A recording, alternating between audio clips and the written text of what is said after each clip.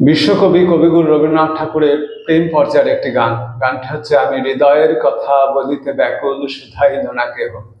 গানটি রচনাকাল 1295 বঙ্গাব্দের অঘ্রাণ মাস, ইংরাজি 1888 খ্রিস্টাব্দ।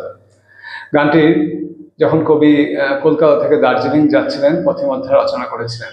গানটির স্বরলিপি করেছেন শ্রীমতী ইন্দিরা দেবী। গানটির রাগ হচ্ছে খাম্বাজ কীর্তন, তাল হচ্ছে 12 মাত্রার তাল, এক তাল বা এক তালা।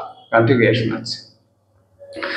আমি হৃদয়ের কথা বলিতে ব্যাকুল শুধাইল না কেহ। আমি হৃদয়ের কথা বলিতে ব্যাকুল শুধাইল না কেহ। সে তো এলো না, সে তো এলো না, সে তো এলো না, যারে সপিলাম এই প্রাণ মন দেহ। আমি হৃদয়ের কথা বলিতে ব্যাকুল শুধাইল না কেহ। সে কি মোর তরে পথ চাহে, সে কি বিরহ গীত গাহে। সে কি মোর তরে পথ চাহে, সে কি বিরহ গীত গাহে।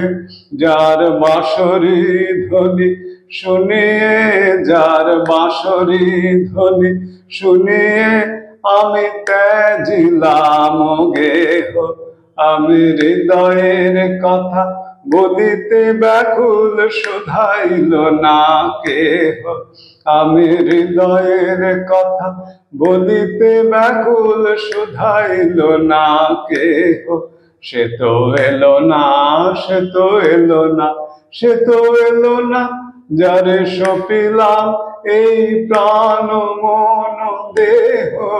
আমি হৃদয়ের কথা বলিতে ব্যাকুল শুধাইল না কেহ।